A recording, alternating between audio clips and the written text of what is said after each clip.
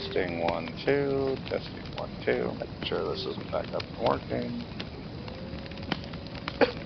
Chapter 7. The colossal clock face adorned with Prussian blue numbers. The Hall of Time is as tight as a coffin. The entry is a set of arched oaken doors carved in intricate patterns to resemble the flowing sands of an hourglass. Phantom spiders tickle the back of my neck as the timekeeper pushes open one of the arched doors. The hinges whisper in near silence, perfectly oiled. Hesitantly, Luna and I step inside, and the timekeeper locks the door behind us. We're in a single towering room with a ceiling that rises 4 stories to the exposed inner workings of the clock face high above. Gigantic gears as big, round, and as Halloween Town's stone fountain, moving with well-oiled precision in their synchronicity? Symphonies. Yeah, synchronized symphony. That's a tongue twister. The room center, water splashes out from an hourglass-shaped fountain. On one of the walls is the largest grandfather clock I've ever seen, taller even than Jack. Rows of library shelves span the spotless white walls nearly to the ceiling, accented by the several of rolling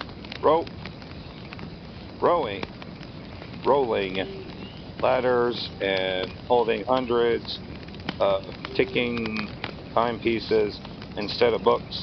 My mouth falls open as far that my mouth falls open as far that my stitched cheek seams snap back. There are carved hourglasses, brightly painted cuckoo clocks, timepieces that display moon phases, and many pendulums that my eyes dart side to side until I'm dizzy. I grab Luna's shoulder to steady myself. Do you know there were so many types of clocks? Did you know there were so many types of clocks? Luna asked in wonder. I slowly shake my head. Oh, how Jack would marvel over these wonders. Knowing him, he'd spend a lifetime examining every cog and spring. Fortunately, a skeleton has no shortage of lifetime. I miss you so much, Jack. I wipe away a tear that glistens at the corners of my eyes. As fascinating as this new world is, we have to return to Halloween Town before the culprit sabotages everything I hold dear. Wait here, says Nuna. She opens the glass front of the massive grandfather clock, which reveals itself to be a hidden doorway into some back workroom. As soon as we're alone, Luna whispers, what do we do? Luna locked the main door so we can't sneak out, but let's look around here for potion supplies. The spell I have in mind calls for a key. Anyone will do. Small, big, brass, iron. There must be a key somewhere here. I tap my red fingernails against my chin as I gaze around the shelves. The room is empty except for us and the clocks high overhead. The clock tower mechanisms perform their chronological choreograph as steady as the moon courses across the sky. On the closest shelf, a tiny silver hourglass filled with white sand and the sun-bleached color of Jack's bones catch my eye. I flip it upside down with each falling grain.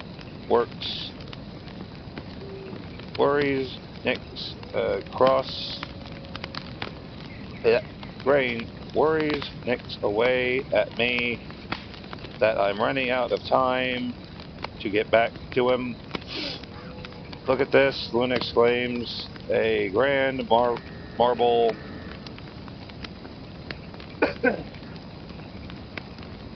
pedestal that looks as though it was created to display a treasured object, though it was empty now. She reads the inscription plate, which is sharp like a double-looped infinity symbol.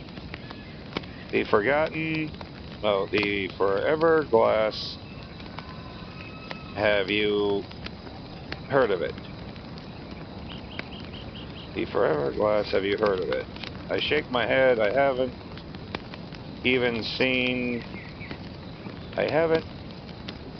It seems to be gone. Anyway, Luna moves to the nearest shelf, which holds a simple wooden contraption that makes up a round stick and a base. What is this? Is that one I know? I trace my fingers across the stick shadow. It's an early sundial. Sundials fill the entire shelf. Golden ones with hieroglyphs, massive stone ones with Roman numerals, a copper one with a decorative bird. The next shelf holds a collection of stately maintained clocks with embroidered scrollwork. There are shelves of pocket watches and 4-hourglasses of every imaginable size.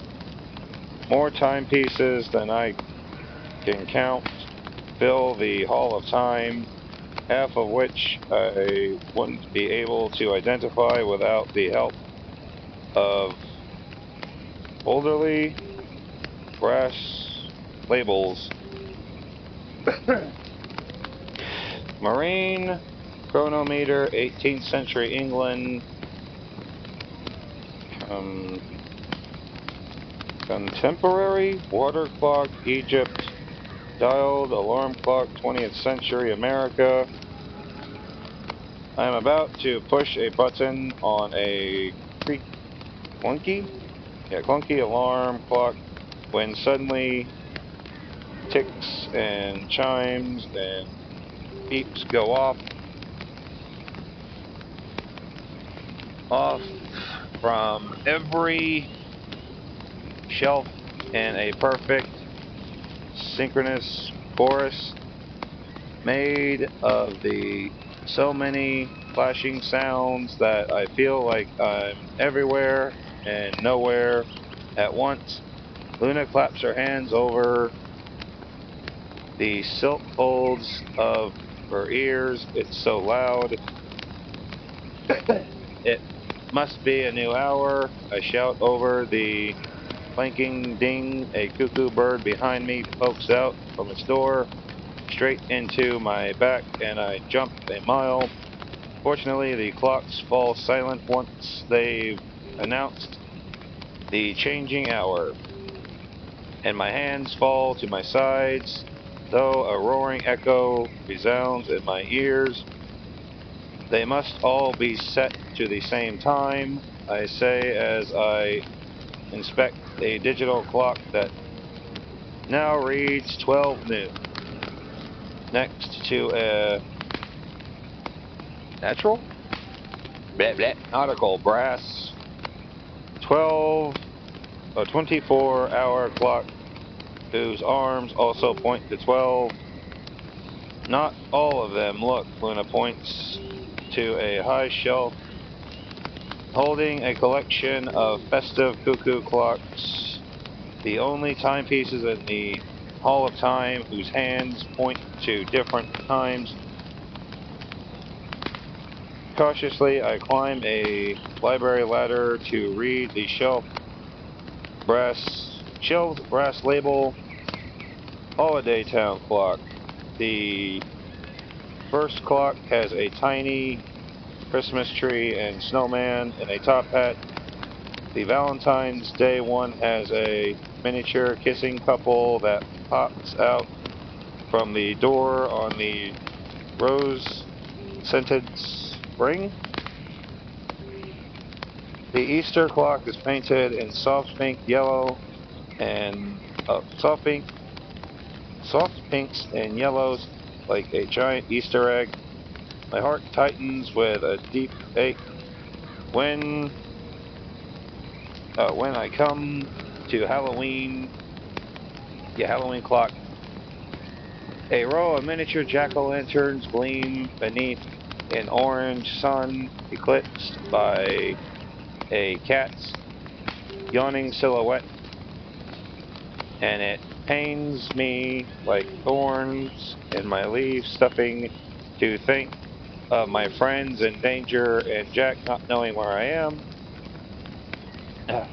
The clock hands, which are shaped like skeleton, long pointed fingers, put to 12. A gear turns to flip the orange sun into a full moon. There, even though noon just struck here in Halloween Town, according to the clock, it's midnight in Halloween Town. The vortex must have jumped us around in time. As Halloween's clock chimes, a spry skeleton figure pops out from a tiny door. His hollowed eyes remind me so much of Jack that my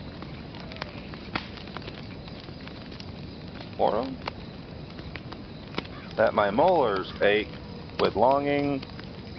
I can't help reaching out to touch the figurine's hinged bones as soon as my fingertip connects with the carved wooden skeleton. A strange tingle spreads over me like a witch's enchantment, and all I can think about is my nightmare's ragdoll figure with jerky limbs primed to snap at the hinges. Stop, Nuna cries out from behind me. Don't touch the clock. My vision snaps back into place. Just a skeleton. There was never a ragdoll figurine. As pinpricks spread down my arms like a rash, I pull my hand away from the clock with a gasp. Grabbing the ladder with one hand, I turn to find Nuna with the hidden door in the grandfather clock open behind her. Those are magical clocks, Nuna explained while steadying the ladder so I can climb down safely. Very delicate. If the hands are disturbed, time can be thrown off balance. In the holiday towns, the clocks corresponds to. My brain still feels too discombobulated for me to show my gratitude. Beyond a murmured thank you, the memory of my nightmare cobbled together ragdoll figurine lodges in my mind like a piece of old rotten salt water taffy, which spreads through my stuffing with such a heaviness that it's hard even to stand upright. The nightmare was about a clock, and now here I am in Time Town. What does it mean? Could it have been a vision instead of a simple bad dream? The last true vision I had was a warning that Jack's efforts to take over Christmas would end in disaster. I can only assume that my ragdoll figurine vision, if it was a vision, was a warning too. I'm going to have to face my fears and ask someone who knows far more about this world than I do. Need water. Sorry about that. We need to speak to Father Time, I say to the timekeeper as soon as I climb off the ladder. She sighs. I'm afraid you missed him. He left this morning on urgent business. I'd hoped he'd be back by now, but he hasn't returned. I try to swallow, but my throat is bone dry. Good thing I just drank water. Did he say when to expect him back? I'm afraid not. An important timepiece was stolen overnight.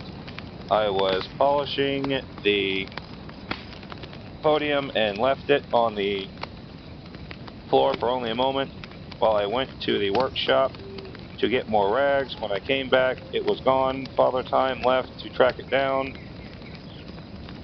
Nooner rests a heavy hand on the empty marble podium. It's the one Luna noticed with the forever glass inscription on the infinity symbol shaped plate. You may wait here for Father Time, Nuna states. We do not have time to wait. I shake my head.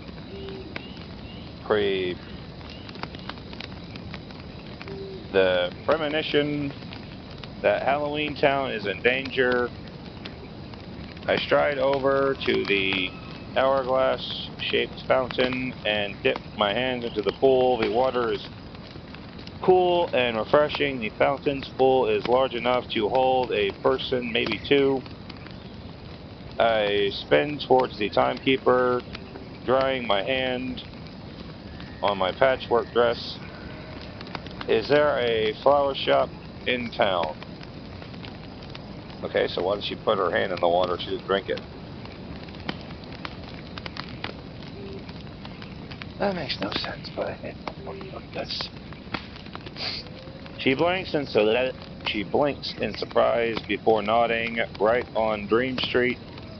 But you don't understand. You can't just leave. Father Time will have questions about how you came here. And don't mean any harm to Time Town. We don't mean any harm to Time Town. I insert. Her pinched expression softens. I do not doubt that, but you did get here somehow, and all other doors are carefully disguised. If one is now exposed, we need to know. We didn't come through a doorway. All your doors are still safely hidden. I explained. We used a spell, and I can get us back to Halloween Town with another spell if I can just get the ingredients. I promise that once everything is set right, I'll return and talk to Father Time for as long as he wishes. Please, my town might be in danger. Her wrinkled lips fold together uncertainly. If you help me return home, Luna pipes up, you'll be just like a hero in a story. Nuna's eyes gleam fondly as though Luna reminded her of her own grandchild. Wait, I thought Nuna was young. She takes a deep breath and says, "Follow me." I need water.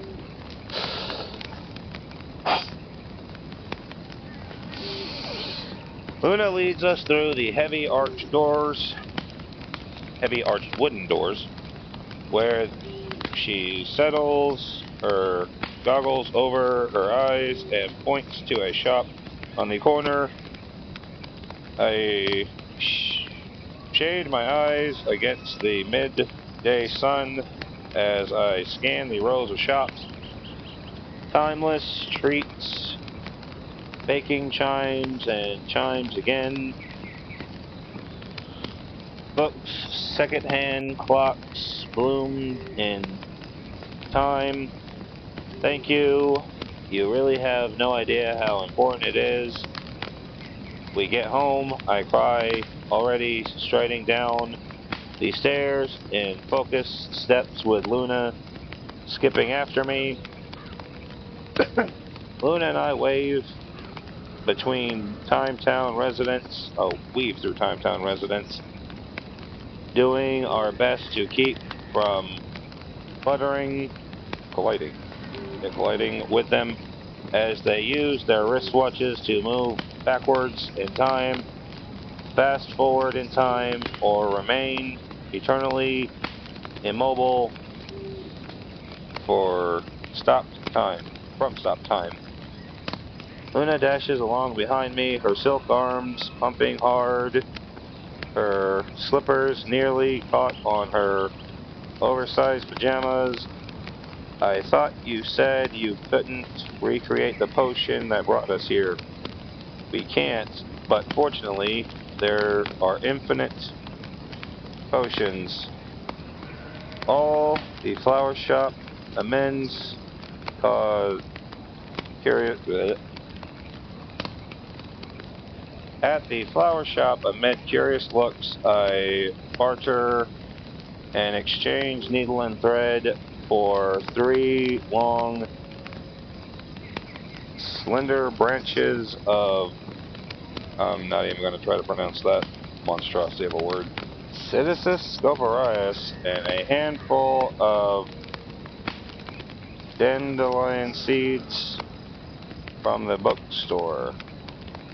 I obtain a cuckoo feather quill at the clock repair shop. The watchmaker gifts me an old brass key, whose corresponding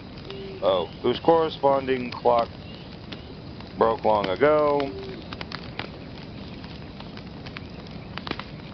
What the hell am I reading? I hasten back to the clock-filled hall of time with a red checkered Luna puffing beside me. Nuna is gone. Her workroom door closed now when I skid to a halt. But the bubbling hourglass fountain, Luna rests her hand on her knees to catch her breath. We came back here, she asks. Every potion must be brewed. I explain as I set out the ingredients on the fountain's bordered marble rim. The Hall of Time fountain will work in a pinch as a cauldron. This is a spell I studied many years ago when I was looking for a way to sneak out of Dr. Finkelstein's house. Only I could never find all the ingredients. There aren't any cuckoo feathers in Halloween Town. Luna watches studiously as I pluck the feather downing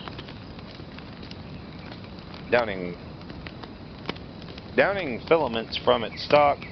I explain the potion is called the Rumbling Trapdoor. You read about it in my spell. Or you read about it in my spell book. We need an object to represent our starting point. That's the dandelion seed, an old symbol of time, and an object to represent where we're heading. The Citicis Scoparius from the flower shop is also called the Witch's Broom, which symbolizes Halloween Town. The key is to unlock a magical passage, and the cuckoo feather is to fly us there. I feel like you're just pulling this right out of your ass, but hey. All the ingredients go into the fountain's pool one by one, where they tumble together in the bubbling current. Finally, when I add the witch's broom, a burst of bubbles erupts, which begins to swirl into a dizzying whirlpool. In the center of the whirlpool, a landscape barely silhouette slowly takes form. My eyes finally pick out the shape of a house, which with spindly angles, a hill that curved in a spiral over crooked teeth headstones. It's Halloween Town, Luna explains, leaning over the fountain's rim. As the whirlpool moves faster, the water blurs. Silhouettes of people take shape too. Behemoth, with the unmistakable axe embedded in his head, lumbering down the town hall steps among Buttercup. Oh, I'm on Buttercup. Rushes out behind him, head twisting back and forth as though searching for someone. The witch sisters mount their brooms and take off. The mayor totters into his hearse and cranks the engine. I swear I can almost hear the cat sirens squealing. I murmur, they must be trying to find us. My words die when a handsome skeleton throws open town hall doors. It's Jack. He exits town hall in a performative stride with a map rolled in his fists as a rallies the townspeople in what I assume is a search for Luna and me. Oh, Jack, I whisper across the distance. I'm coming. I wonder how many times she said that. Wink, wink. What? What? This is a sketch, remember? Breathless, I extend my hand to Luna. Ready? The swirling water casts every churning line of light in Luna's face. They bisect the stitches that run across the down her profile. What the fuck? They bisect the stitches that runs across and down her profile like she's a festive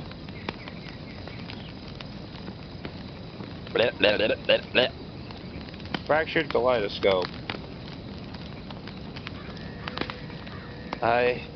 I'm hit with the sudden fear that she might break apart like the ragdoll figurine in my vision. I can't let that happen. I'll do anything in my power to protect her, to protect everyone. Ready, despite her confident tone, her small hands quake When she places it in mine, we step into the fountain rim, balancing precariously. One, I say in a steady voice as I can muster. Her eyes close as her cheek patches pale a shade. Two, we count together. She braces herself to jump into the whirlpool just as my knees bend. A flicker of shadow snags my eye along the halls of time, eastern wall. It's stretched along the edge of my vision near the high upper shelf, headed towards the holiday clocks. With her eyes shut, Luna doesn't see it. She cries 3. Before I know it, she jumps. She jumps with her hands tightly clenched into mine and tugs me straight into the churning whirlpool. A split second behind her, a soft cry leaves my lips. Wait. Scrambling to stay standing, I have only an instant to glimpse the flying shadow swooping over the rows of clocks. As I fall, I throw one last look over my shoulder, just in time to see Halloween clock hurtling violently to the floor. It splinters with a resounding crash, barely staying in one piece. A spring pops off from the cuckoo door, but worst of all, the skeleton hands snap off and flank a few feet away. The clock's ticking stop. No, I scream. The whirlpool sucks me under before any more words can rush across my lips. I am sorry for that. That was a lot harder for me to read than I thought it would. That is the end of chapter 7. We're going to be picking up chapter 8 later. I got to double check this and make sure it actually recorded properly this time. Thank you all for listening, and I'll see you next time. Goodbye.